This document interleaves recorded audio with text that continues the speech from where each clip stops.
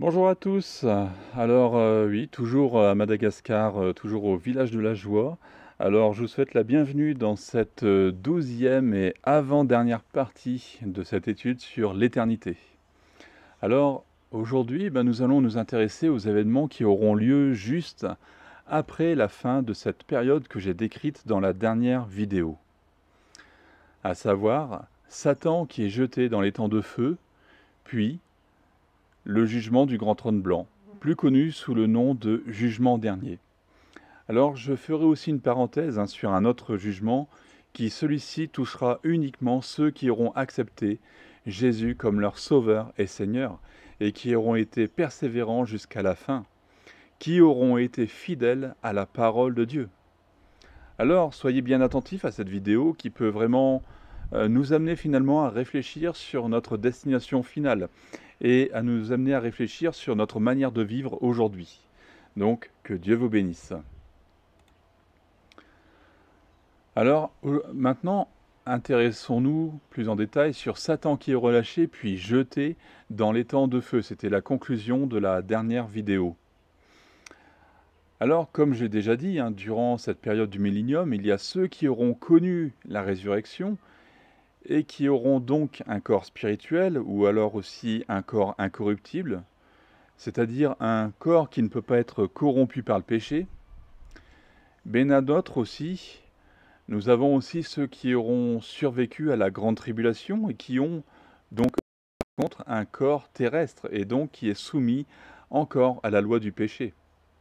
Alors il faut savoir que durant cette période justement du millénium, les hommes et les femmes se multiplieront encore. Et comme vous le savez aussi, Dieu veut qu'on le choisisse, euh, plutôt qu'on choisisse de l'aimer librement. Euh, et cela d'ailleurs, nous l'avons vu déjà dans le cours sur Satan.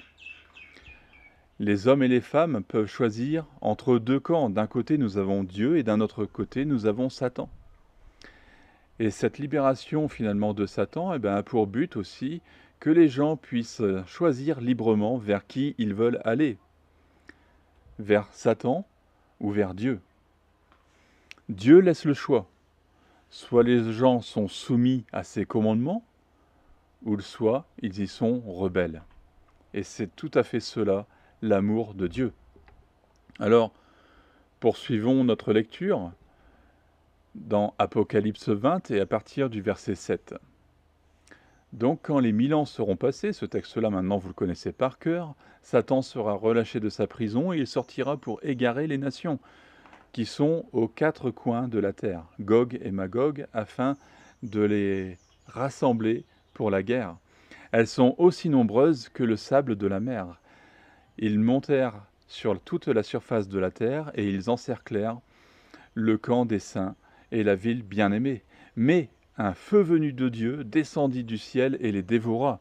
Le diable qui les égarait fut jeté dans les temps de feu et de soufre où sont la bête et le prétendu prophète. Et ils seront tourmentés jour et nuit au siècle des siècles. Ainsi, ici, nous voyons qu'après une ultime rébellion, Satan sera jeté dans les temps de feu.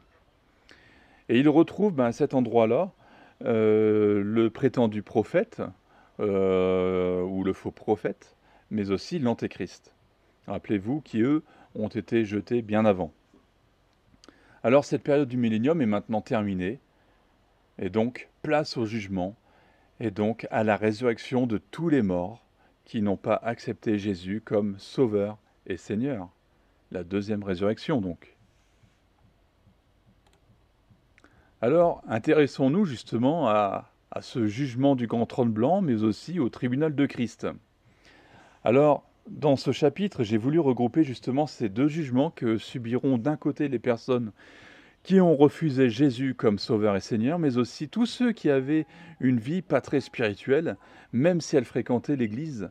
Et d'un autre, nous avons aussi les véritables chrétiens, je dirais même plus, les véritables disciples de Jésus. Alors, concernant le jugement du grand trône blanc, il n'y a pas de souci, on sait très bien qu'il vient juste après la fin du millénium. En revanche, pour le tribunal de Christ, nous n'avons pas de réelle certitude. Cependant, en toute logique, il vient juste après la mort du croyant. C'est ce qui détermine d'ailleurs sa position. Sa position dans les lieux célestes, son niveau d'autorité aussi. Notamment pour gouverner lors du millénium, souvenez-vous-en. Cela détermine aussi son corps spirituel. Souvenez-vous qu'il y a une différence de gloire dans les corps ressuscités. Et rappelez-vous cette lecture de l'apôtre Paul dans 1 Corinthiens 15, versets 40 à 41, où il nous est dit « Il y a aussi des corps célestes et des corps terrestres, mais l'éclat des corps célestes est différent de celui des corps terrestres. Autre est l'éclat du soleil, autre l'éclat de la lune, autre l'éclat des étoiles. Chaque étoile diffère même en éclat d'une autre étoile. » Donc on voit bien qu'il y a de niveaux différents où on n'est plus, où on brille beaucoup plus que d'autres. Voilà. Maintenant, nous allons nous intéresser vraiment au jugement. Parce qu'il faut savoir justement que ça, le jugement, c'est une étape qui est obligatoire. Alors non, nous n'irons pas tous au paradis comme le dit la chanson. Cependant, faut-il craindre le jugement? Alors, oui et non. Parce que les véritables enfants de Dieu, les véritables disciples, n'ont pas à craindre ce jugement. En revanche, ceux qui ne marchent pas fidèlement dans la parole de Dieu, ceux qui commettent le péché, ceux-là en revanche ont plutôt intérêt à craindre ce jugement. Et d'ailleurs, ils devraient même en être terrifiés. Certains, pour se rassurer, affirment que puisque l'on a donné notre vie à Christ et puisque l'on suit, eh bien on ne passera pas par le jugement. Mais voyons ce que dit la Bible. Par exemple, ici, dans Jean 5, verset 24, il nous est dit « En vérité, je vous le dis, celui qui écoute ma parole et qui croit à celui qui m'a envoyé a la vie éternelle. Il ne vient pas en jugement. » D'accord ? Il ne vient pas en jugement, mais il est passé de la mort à la vie. Donc, nous qui avons accepté Jésus comme Sauveur et Seigneur, nous qui lui avons donné notre vie, nous sommes sauvés. Ainsi, nous sommes réellement passés des ténèbres à la lumière, de la mort à la vie. Mais, croire en Dieu ne suffit pas, parce que n'oubliez pas que même les démons croient en Dieu, et pourtant, je vous le rappelle, ils ne sont pas sauvés. Jacques 2, verset 19 nous le dit, « Tu crois qu'il y a un seul Dieu, tu fais bien, les démons aussi y croient, et ils tremblent. » Cependant, est-ce qu'ils sont sauvés? Bon, lisons la suite. Donc maintenant, Philippiens 2, verset 12, nous lisons « Ainsi, mes bien-aimés, vous qui avez toujours obéi, non seulement quand j'étais présent, mais plus encore maintenant que je suis absent, mettez en œuvre votre salut avec crainte et un profond respect. » Donc, chaque jour, nous devons travailler à notre salut. Alors, non, ce n'est pas par nos propres forces que nous gagnons notre salut, oubliez ça tout de suite. Mais chaque jour, nous devons entretenir la flamme. Et lorsque l'on n'entretient pas la flamme, finalement, eh bien on se refroidit et alors on est en danger. Lorsqu'on n'est plus bouillant pour Dieu, notre vie spirituelle est à l'abandon. Et on délaisse la communion fraternelle. On ne va plus à l'église et petit à petit, eh bien cette flamme s'éteint. N'oubliez pas que Judas, au début, était l'un de ceux qui avaient reçu le pouvoir de chasser les démons, de guérir les malades aussi. Et cet homme croyait en Dieu. Il écoutait les enseignements de Jésus, il vivait avec lui, il avait une vie de prière. Seulement, je vous pose la question, aujourd'hui est-il sauvé? Eh bien sûr que non, puisque dans le texte, nous voyons qu'il a regretté ce qu'il a fait, mais il y a une différence entre avoir du remords ou du regret et se repentir. Judas était rempli de remords d'avoir livré Jésus. Et ce texte, ici, nous le retrouvons dans Matthieu 27, versets 1 à 5, qui nous dit « Le matin venu, tous les chefs des prêtres et les anciens du peuple tinrent conseil contre Jésus pour le faire mourir. Après l'avoir attaché, ils l'emmenèrent et le livrèrent à Ponce Pilate le gouverneur. Alors Judas, celui qui l'avait trahi, voyant qu'il était condamné, fut pris de remords et rapporta les 30 pièces d'argent aux chefs des prêtres et aux anciens en disant « J'ai péché en faisant arrêter un innocent. » Ils répondirent « En quoi cela nous concerne-t-il? C'est toi que cela regarde. » Judas jeta les pièces d'argent dans le temple, se retira et alla se pendre. Alors, le terme grec qui est employé ici, pour le terme de remords, est métamélomai, pardon. Donc je l'ai inscrit ici en bas, métamélomai. Alors ce terme est désigné pour décrire finalement un changement dans les émotions. Et ici, Judas fait un mauvais choix, un choix finalement qu'il regrette. Lorsque Jésus ou Pierre nous invite à la repentance, c'est un autre terme qui est employé. Par exemple, lisons quelques versets. Matthieu 3, verset 2. Il dit « Changez d'attitude, car le royaume des cieux est proche. » Alors ici, je rappelle que je travaille toujours avec cette version second 21. Cependant, la seconde 1910 utilise un autre terme. Toujours dans le même verset, Matthieu chapitre 3, verset 2, il disait « Repentez-vous, car le royaume des cieux est proche. » Et j'aime aussi cette version, c'est pour ça que qui est un petit peu plus proche finalement de la réalité. C'est la nouvelle édition de Genève, qui est une très bonne traduction, avec des termes beaucoup plus exacts que celle de la seconde 21. Mais je rappelle, la seconde 21, c'est des termes beaucoup plus simples pour des gens qui s'approchent finalement, qui découvrent qui est Jésus et le vocabulaire biblique. Alors, dans cette version, nous lisons, il disait « Repentez-vous, car le royaume des cieux est proche. » Alors poursuivons avec Luc chapitre 13, verset 3. « Non, je vous le dis, mais si vous ne changez pas d'attitude, vous périrez tous de même. » Et on retrouve aussi les mêmes traductions dans second 1910 et second nouvelle édition de Genève. « Non, je vous le dis, mais si vous ne vous repentez pas, vous périrez également. » Ensuite, nous avons aussi Acte 2, verset 38, qui est un très très bon passage aussi à méditer. Pierre leur dit « Changez d'attitude et que chacun de vous soit baptisé au nom de Jésus-Christ pour le pardon de vos péchés, et vous recevrez le don du Saint-Esprit. » Et on retrouve bien entendu aussi dans la version second 1910, ainsi que la nouvelle édition de Genève, à peu près les mêmes mots. Pierre leur dit « Repentez-vous et que chacun de vous soit baptisé au nom de Jésus-Christ pour le pardon de vos péchés, et vous recevrez le don du Saint-Esprit. » Alors, là, ici, juste en dessous, j'ai marqué les termes grecs qui sont employés, donc métanoïo, donc qui signifie vraiment une repentance. Et d'un autre, nous avons vraiment cette différence entre métanoïo et métamélomai.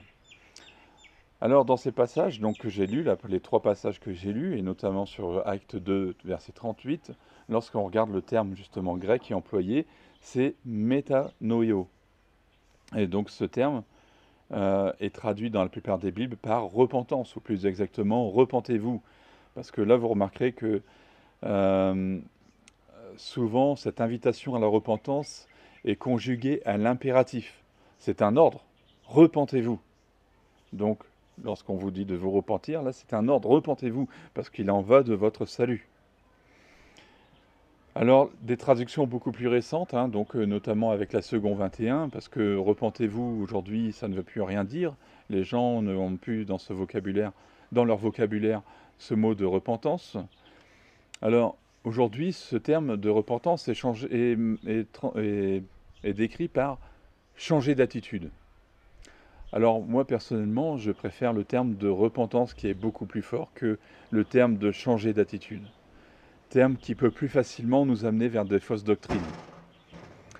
Le changement d'attitude pouvant être compris comme une véritable repentance, mais aussi malheureusement comme un simple remords, et ce qui peut amener certains à déclarer que Judas n'est pas en enfer.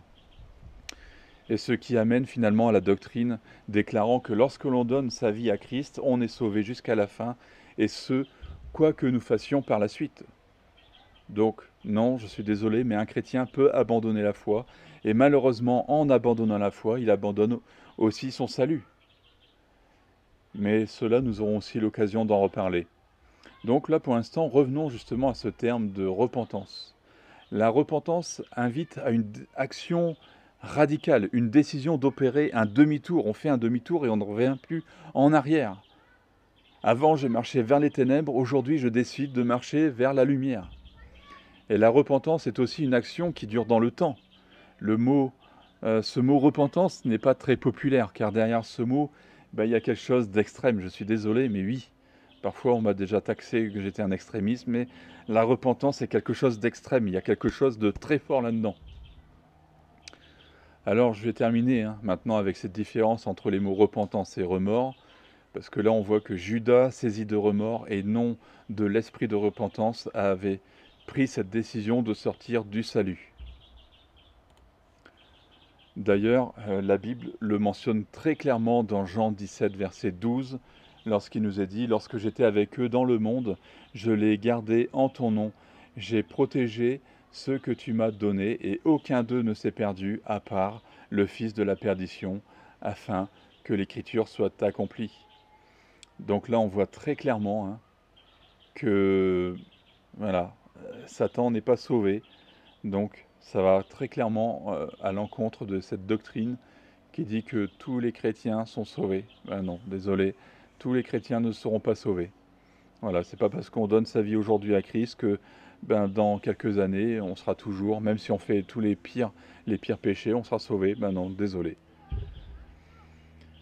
Alors, pour en revenir à notre verset de tout à l'heure, dans Jean 5, verset 24, qui nous dit « En vérité, je le dis, celui qui croit en ma parole et qui croit à celui qui m'a envoyé à la vie éternelle, il ne vient pas en jugement, mais il est passé de la mort à la vie. »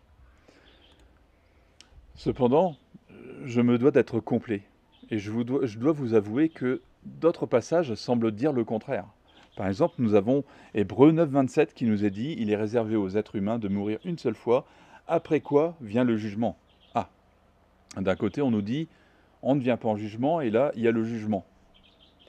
Nous avons aussi 2 Corinthiens 5, 10 aussi, qui nous dit « Il nous faudra tous comparaître devant le tribunal de Christ, afin que chacun reçoive le salaire de ce qu'il aura fait, bien ou mal, alors qu'il était dans son corps. » Nous avons aussi Romains 14, 10, qui nous dit que « Mais toi, pourquoi juges-tu ton frère ? Ou toi, pourquoi méprises-tu ton frère ? Nous comparaîtrons tous, en effet, devant le tribunal de Christ, car il est écrit, « Je suis vivant, dit le Seigneur, chacun pliera le genou devant moi, et toute langue rendra gloire à Dieu. Ainsi donc, chacun de nous rendra compte à Dieu pour lui-même. » Ne nous jugeons donc plus les uns les autres, mais veuillez plutôt ne pas placer d'obstacles ou de pièges devant votre frère. Il y en a encore beaucoup comme ça. Vous avez le psaume 9 aussi. L'Éternel règne pour toujours, il a dressé son trône pour le jugement. Matthieu 12, verset 36, je vous le dis, le jour du jugement, les hommes rendront compte de toute parole inutile qu'ils auront prononcée. Encore une parole où il y a du jugement. Matthieu 23, verset 33, serpent, race de vipère, comment échapperez-vous au jugement de l'enfer ? Jean 12, verset 48, celui qui me rejette et qui n'accepte pas mes paroles à son juge, la parole que j'ai annoncée, c'est elle qui le jugera le dernier jour. Acte 24, verset 25, mais lorsque Paul discuta de la justice, de la maîtrise de soi et du jugement à venir, encore une fois, le jugement à venir, Félix fut effrayé et lui dit « Retire-toi pour le moment, car quand j'en trouverai l'occasion, je te rappellerai. » Nous avons aussi Romains 12, qui nous parle aussi, nous savons que le jugement de Dieu contre ceux qui agissent ainsi est conforme à la vérité.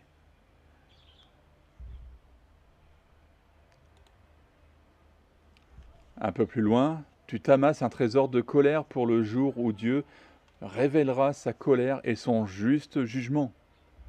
Poursuivons. 1 Corinthiens 3, verset 13, l'œuvre de chacun sera dévoilée, le jour du jugement la fera connaître, car elle révélera dans le feu, et l'épreuve du feu indiquera ce que vaut l'œuvre de chacun. Nous avons aussi 1 Corinthiens 4, versets 1 à 5. Ainsi donc, qu'on nous considère comme des serviteurs de Christ et des administrateurs des mystères de Dieu. Du reste, ce qu'on demande à des administrateurs, c'est qu'ils soient trouvés fidèles. Pour ma part, il m'importe peu d'être jugé par vous ou par un tribunal humain, bien plus je ne me juge pas moi-même non plus.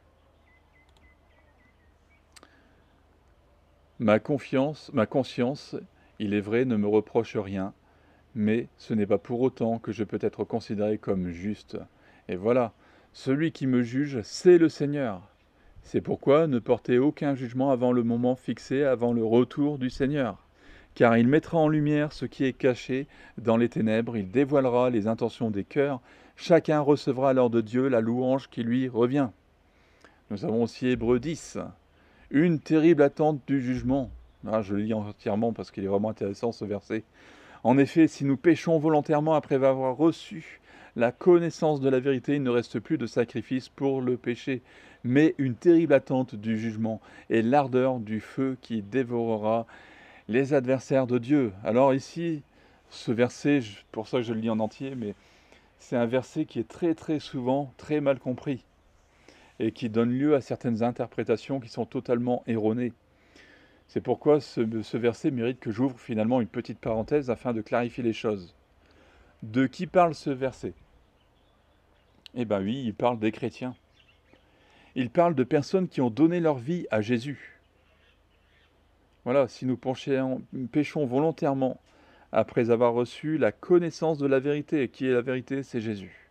C'est très clair. Donc cependant ici, donc on voit que ce sont des personnes qui pêchent volontairement. Et donc pour elles, il y a une attente terrible du jugement.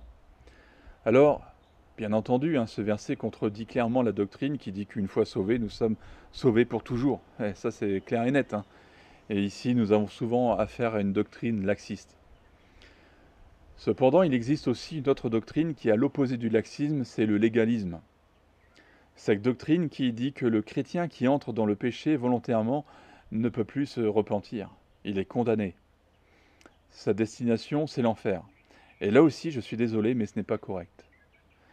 Ce verset nous parle d'un chrétien qui avait vraiment donné sa vie à Christ, mais qui ne faisait peut-être pas attention à sa vie spirituelle, et qui d'ailleurs n'a peut-être pas travaillé à son salut.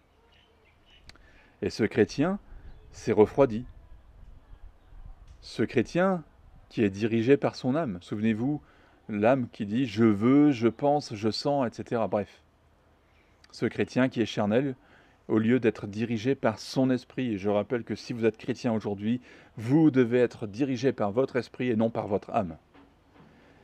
Cet esprit qui doit être le siège du Saint-Esprit. Et finalement, ce chrétien s'est éloigné de l'Église, de ses frères et sœurs, et il n'avait plus finalement de vie de prière, et finalement il a rejeté Christ, il l'a totalement abandonné. Cet ex-chrétien finalement maintenant est de nouveau entré dans une vie de péché, mais de manière volontaire. Cette personne n'est plus couverte par le sang de Jésus. Donc vous, qui êtes chrétien et qui parfois tombez dans le péché, peut-être de manière volontaire, eh bien sachez que vous n'êtes pas concerné par ce verset. Toutefois, il est tout de même important de vivre d'une manière à ne pas avoir à rougir de notre comportement. Si vous tombez, vous avez Jésus qui est votre avocat auprès du Père. Et donc, si vous confessez vos péchés, il est fidèle et juste pour vous pardonner. Voilà, je ferme maintenant cette parenthèse. Et allons plus loin. 1 Pierre 4, verset 17, retournons encore à quelques versets qui nous parlent justement encore du jugement. En effet, c'est le moment où le jugement commence. Et il commence par la maison de Dieu. Donc là aussi, c'est très clair. On voit vraiment qu'il y a un jugement pour tout le monde. Cependant, vous comprendrez mieux pourquoi l'autre verset qui dit que finalement, nous ne passerons pas en jugement lorsque nous sommes chrétiens. Vous comprendrez juste après pourquoi. Nous avons aussi 2 Pierre 2, verset 9.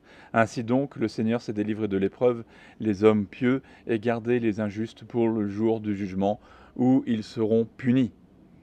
Alors, Comme vous le pouvez constater, il existe de très nombreux versets qui mentionnent justement l'existence d'un jugement, l'existence d'un tribunal, et heureusement pour vous, je ne les ai pas tous cités. Alors, la Bible se contredit-elle? Vous connaissez déjà ma position, hein. Certains versets disent que nous passerons tous en jugement, tandis que d'autres disent que non.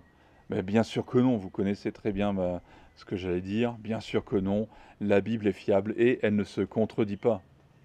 Cependant, il faut savoir qu'il y a une différence entre le jugement d'un croyant et celui d'un non-croyant. Lisons un peu plus de versets concernant ce verset de ce chapitre 5 de l'évangile de Jean, et prenons versets 22 à 30.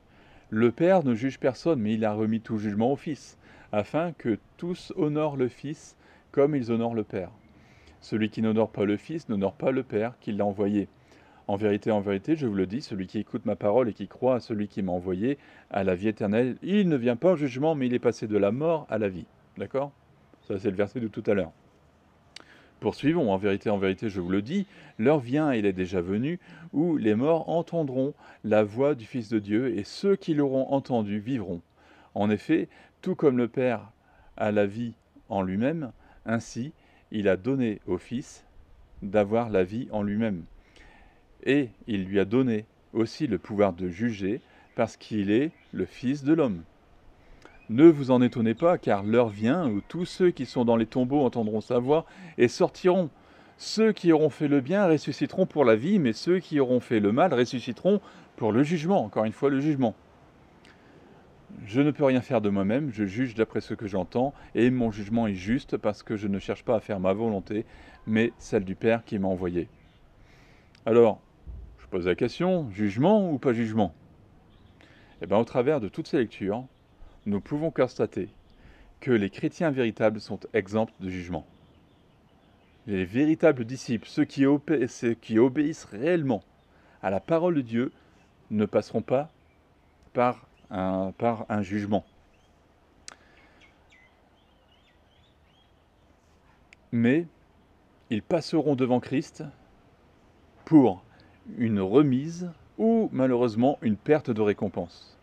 Et bien, quant aux autres, par contre, qui ont refusé Christ, ou qui ont abandonné Christ pour retourner s'engager totalement dans le péché, eh bien eux, ils sont dans une terrible attente du jugement. Ils sont en attente d'une condamnation éternelle. Alors, pour bien comprendre, c'est là que je vais faire vraiment le distinguo. On va distinguer les deux destinations, donc d'un côté le tribunal de Christ, et de l'autre le grand trône blanc. Alors, commençons par le tribunal de Christ. Romains 14, 10. Mais toi, pourquoi juges-tu ton frère, d'accord? Notez bien ton frère. Ou toi, pourquoi méprises-tu ton frère? Nous comparaîtrons tous en effet devant le tribunal de Christ. 2 Corinthiens 5, verset 10. En effet, il nous faudra tous comparaître devant le tribunal de Christ, afin que chacun reçoive le salaire de ce qu'il aura fait bien, bien ou mal, alors qu'il était dans son corps. Maintenant, je vous pose la question, Paul s'adresse ici à qui? Il s'adresse à des chrétiens. Il ne s'adresse aucunement à des païens, à des gens qui n'ont jamais accepté Jésus comme sauveur et Seigneur dans leur vie. Nous avons lu dans les versets précédents que Jésus est celui qui juge. Le Père ne juge personne, il a remis tout jugement au Fils. Et c'est ce même Jésus dont Jean nous fait une description dans Apocalypse 20, chapitre 1, versets 9 à 19. Moi, Jean, votre frère et votre compagnon dans la persécution, le royaume et la persévérance en Jésus, j'étais dans l'île appelée Patmos, à cause de la parole de Dieu et du témoignage de Jésus-Christ. Je fus saisi par l'Esprit le jour du Seigneur et j'entendis derrière moi une voix forte comme le son d'une trompette. Elle disait, ce que tu vois, écris-le dans un livre et envoie-le aux 7 églises, à Éphèse, à Smyrne, à Pergame, à Thyatire, à Sardes, à Philadelphie et à Laodicée. Je me retournai pour savoir quelle était la voix qui me parlait. M'étant donc retourné, je vis 7 chandeliers d'or, et au milieu des 7 chandeliers d'or, quelqu'un qui ressemblait à un fils d'homme. Voilà la description de Jésus. Il était habillé d'une longue robe et portait une écharpe en or sur sa poitrine. Sa tête et ses cheveux étaient blancs comme de la laine blanche, comme de la neige. Ses yeux étaient comme une flamme de feu, ses pieds étaient semblables à du bronze ardent, comme s'ils avaient été embrasés par une fournaise, et sa voix ressemblait au bruit de grandes eaux. Il tenait dans sa main droite 7 étoiles. De sa bouche sortait une épée aiguë à 2 tranchants, et son visage était comme le soleil lorsqu'il brille dans toute sa force. Quand je le vis, je tombai à terre comme mort. Il posa alors sa main sur moi en disant, sa main droite sur moi en disant, n'aie pas peur, je suis le premier et le dernier, autrement dit l'alpha et l'oméga, souvenez-vous, le vivant. J'étais mort, et voici, je suis vivant au siècle des siècles. Je détiens les clés de la mort et du séjour des morts. Écris donc ce que tu as vu, ce qui est et ce qui doit arriver ensuite. Et oui, c'est ce glorieux Jésus-Christ que nous rencontrerons. Nous serons devant lui, et il examinera toute notre vie. C'est pour cela que sur cette terre, nous devons vivre dans la sainteté. Le verset précédent nous invite à être saints comme lui est saint. Nous devons donc marcher dans une sainte crainte de Dieu, tous les jours de notre vie. Je précise, une sainte crainte, pas une peur panique. Quand même une différence.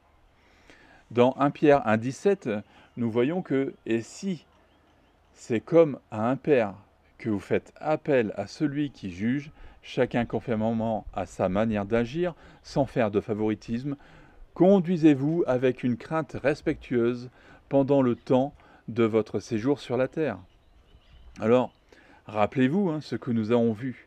Nous avons vu que le jugement commence par la maison de Dieu. Et ce jugement, finalement, c'est comme la remise d'un diplôme. Durant notre scolarité, on apprend et on passe des contrôles de connaissances. Puis, à la fin de notre scolarité, on passe un diplôme. Alors, certains d'entre eux nécessitent de passer devant un jury. Ce tribunal de Christ est à peu près la même chose pour vous donner une image. Durant notre vie sur la terre,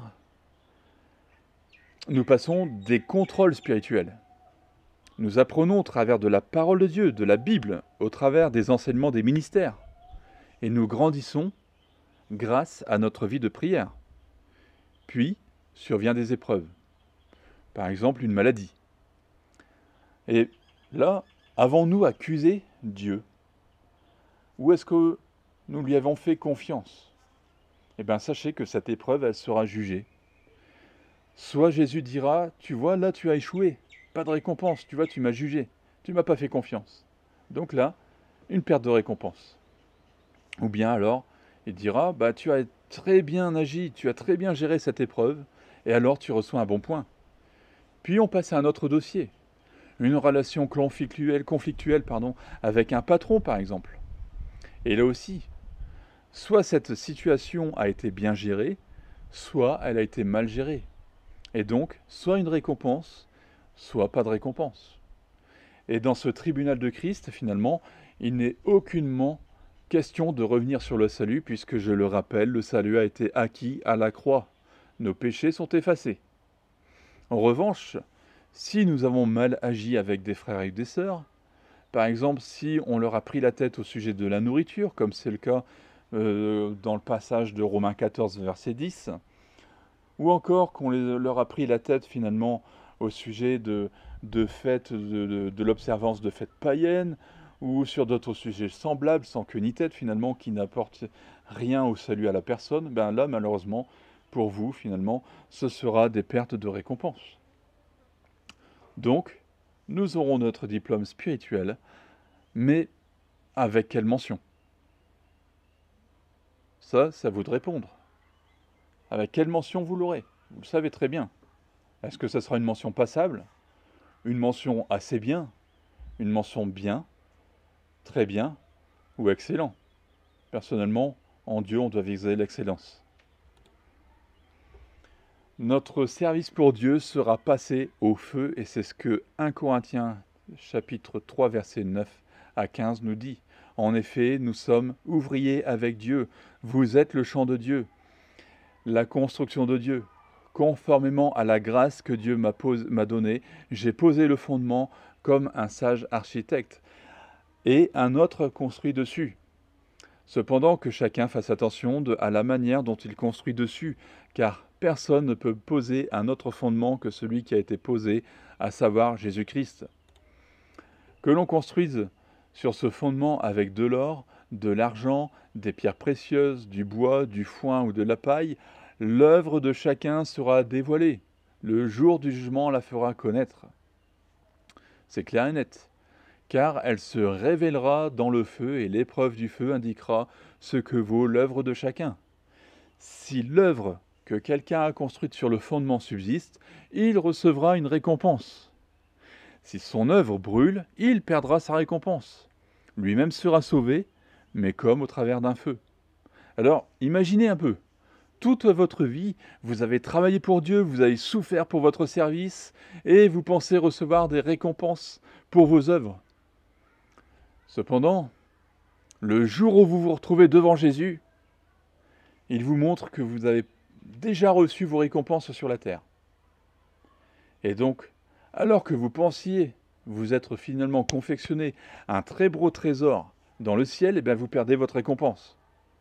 Et finalement, vous vous retrouvez au même niveau que celui qui a accepté Christ juste avant son dernier soupir. Ah, c'est triste ça, non? Alors, attention à notre recherche de discours flatteurs. Par exemple, je vous demande d'accueillir le grand docteur en théologie un tel, ou encore le grand apôtre, prophète un tel, etc., homme de Dieu, à la fois agissante. Eh oui, attention, hein, ça existe. Donc, attention aussi à notre recherche de titres, à notre recherche de position. Et n'oubliez pas qu'à chaque fois que vous exercez, finalement, vous effectuez une guérison ou une délivrance, par exemple, ce n'est pas parce que vous êtes au-dessus, vous êtes meilleur que les autres, c'est juste parce que vous êtes un instrument entre les mains de Dieu. Ça vraiment, ça recadre tout le monde, quoi. Parce que vous êtes un instrument, vous êtes juste un petit instrument entre les mains de Dieu. Tous peuvent prophétiser, tous peuvent guérir les malades, tous peuvent chasser les démons. Et oui, peut-être que pour vous, c'est une révélation. Oui, vous pouvez, c'est la parole de Dieu qui le dit. Vous pouvez guérir les malades, vous pouvez chasser les démons. Bon, bien sûr, à condition que vous ayez une vie spirituelle qui soit vraiment carrée aussi. Donc, finalement, ne vous prenez plus la tête avec des choses futiles, des discours futiles qui n'amènent que finalement que la discorde. Et par exemple, nous avons Apocalypse 22, 12 qui nous dit « Voici, je viens bientôt et j'apporte avec moi la récompense pour traiter chacun conformément à son œuvre. » Nous avons aussi Hébreux 6, versets 10 à 12. « En effet, Dieu n'est pas injuste pour oublier votre œuvre et le travail de votre amour. Vous avez démontré votre amour par son nom, par les services que vous avez rendus et que vous rendez encore aux saints, et nous désirons que chacun de vous fasse preuve du même zèle pour conserver jusqu'à la fin une pleine espérance. Ainsi vous ne vous relâcherez pas, mais vous imiterez ceux qui, par la foi et la patience, reçoivent l'héritage promis. » Alors, plus nous serons zélés pour faire les bonnes œuvres que Dieu nous commande, eh bien plus nous allons nous amasser des trésors dans le ciel. Bien sûr, il est nécessaire de rester pour cela dans l'humilité. Soyez humbles, pas orgueilleux. N'oubliez pas que l'orgueil, c'est ce qui a fait finalement tomber Satan. Alors, bien souvent, il est curieux de constater que les gens mettent beaucoup plus de zèle à se faire une bonne retraite. Une retraite finalement qui ne durera qu'une dizaine d'années, voire aller pour ceux qui ont un peu plus de chance, une vingtaine d'années. Et si peu se préoccuper de leur retraite spirituelle qui, elle, va durer éternellement. Je pense que là, il y a quelque chose que les gens ils n'ont pas compris. Il y a quelque chose qui ne tourne pas rond ici. Non, non, il faut se préparer à notre retraite spirituelle qui est beaucoup plus importante que notre retraite sur Terre, qui sera très courte. Alors parlons maintenant, on termine avec le tribunal de Christ, et maintenant parlons du grand trône blanc. Ça va être très court, très rapide, le grand trône blanc, parce qu'on a déjà détaillé une grosse partie dans l'enfer, lors du cours sur l'enfer. Alors, Jésus nous a parlé de ce grand trône blanc, d'ailleurs plus connu sous le nom de jugement dernier. Nous l'avons dans Matthieu,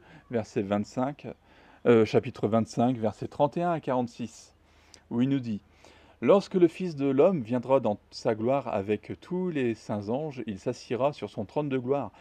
Toutes les nations seront rassemblées devant lui. Il séparera les uns des autres, comme le berger sépare les brebis des boucs.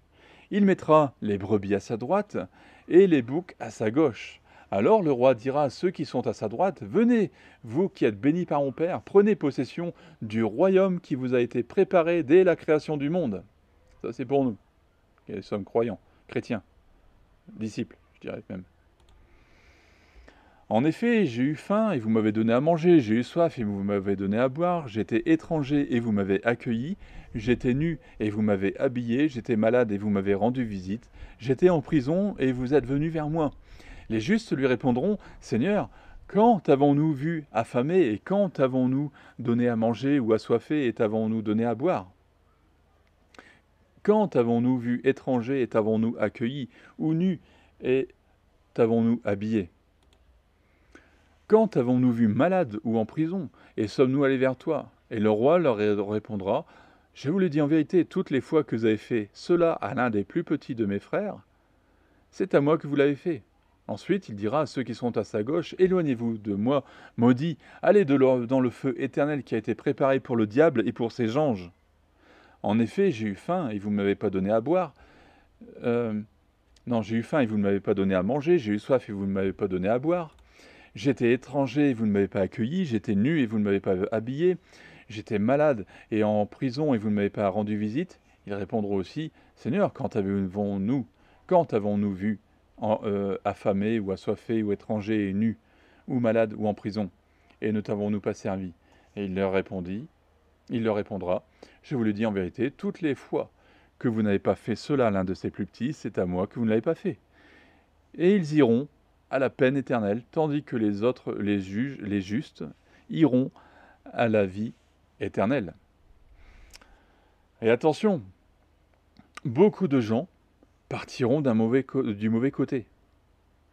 Et pas seulement des païens, mais aussi des gens qui se trouvaient dans des églises et qui ne faisaient pas la volonté de leur maître.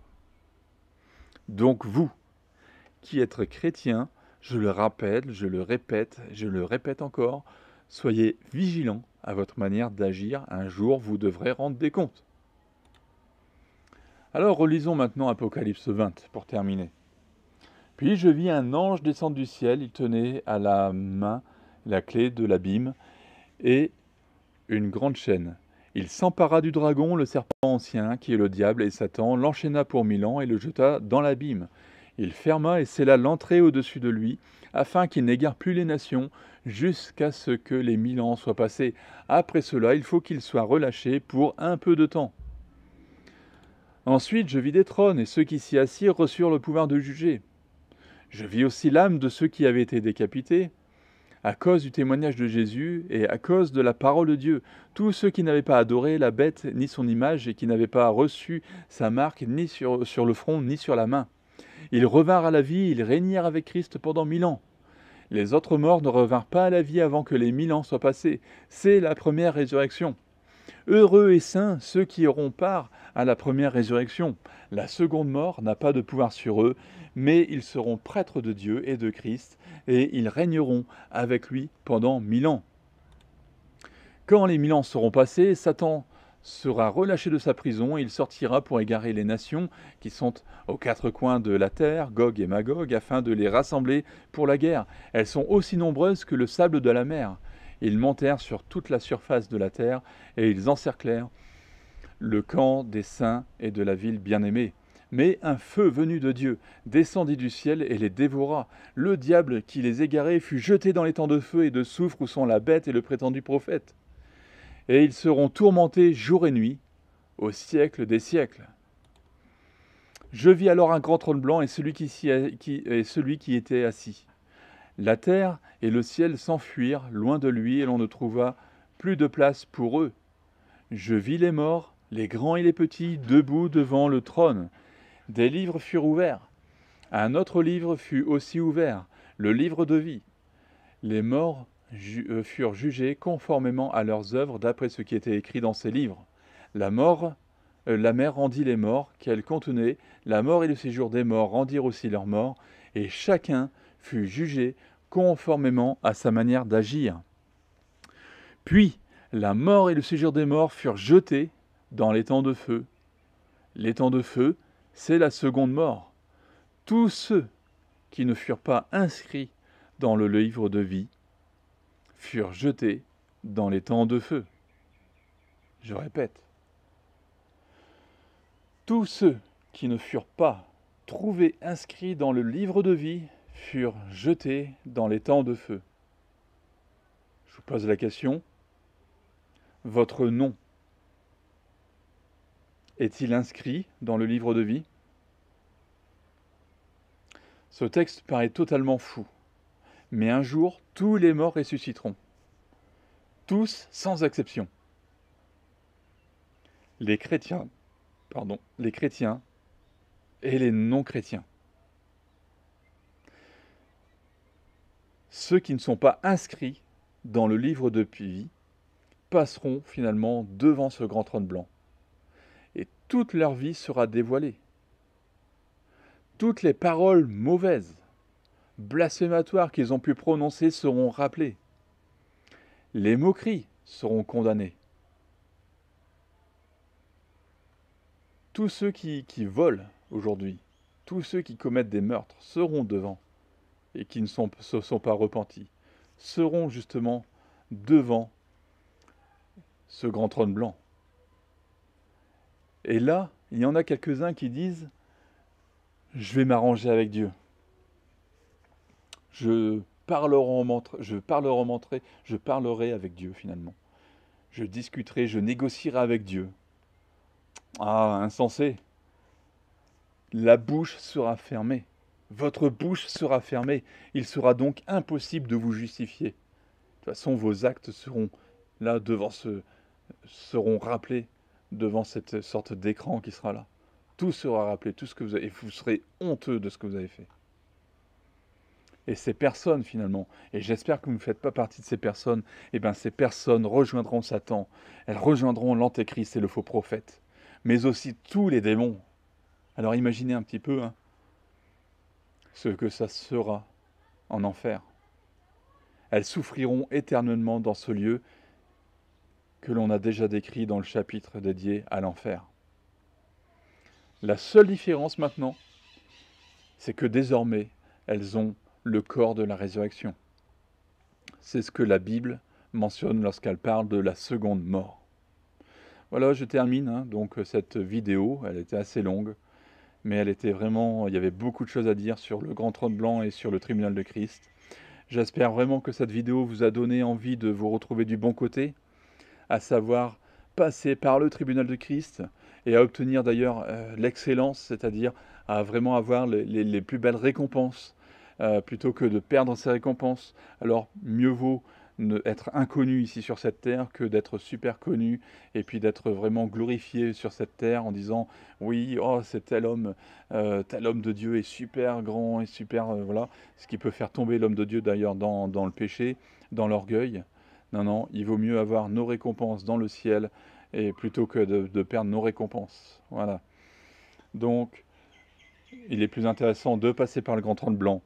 Et malheureusement, si vous vous retrouvez devant ce grand trône blanc, finalement, il vaut mieux vous retrouver plutôt, je pense que j'ai dû faire une erreur en parlant à l'instant, mais il vaut mieux que vous passiez par le tribunal de Christ. Parce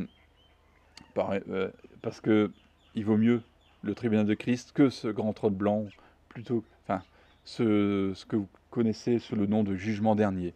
Voilà. Donc, Si vous vous retrouvez finalement devant le grand trône blanc, eh ben vous savez déjà que votre destination, elle sera affreuse. Il n'y a même pas de mots pour décrire cela. Et malheureusement, tous ceux qui se sont égarés dans une religion qui mène loin de Jésus s'y retrouveront. Tous ceux qui n'auront pas accepté Jésus comme leur Sauveur et Seigneur, ils seront aussi confrontés. Mais malheureusement, il y a aussi certains chrétiens qui sont seulement de nom, des chrétiens de nom, qui seront également jugés. Certains chrétiens qui vivent dans le péché continuellement sans vouloir se repentir. Certains chrétiens qui vivent dans le compromis seront jugés au même titre que ceux qui n'ont pas accepté Jésus dans leur vie. Quelle tristesse, n'est-ce pas, hein? Mais je pense aussi à vous qui êtes aussi des disciples, qui respectez totalement la parole de Dieu. Vous vous retrouverez devant le tribunal de Christ et c'est une bonne chose. Mais n'oubliez pas donc que toutes vos actions seront jugées. Il y aura des remises de récompenses, mais aussi des pertes de récompenses. Donc, tant que vous êtes encore en vie, profitez-en pour mettre votre vie en règle. Voilà. Alors que Dieu vous bénisse. Si cette vidéo vous a encouragé, eh bien, encouragez d'autres personnes en la partageant. Je vous retrouve très bientôt dans une dernière vidéo, une vidéo qui cette fois-ci sera assez courte, même très courte. Et n'oubliez pas de vous abonner, c'est gratuit. Que Dieu vous bénisse et à bientôt.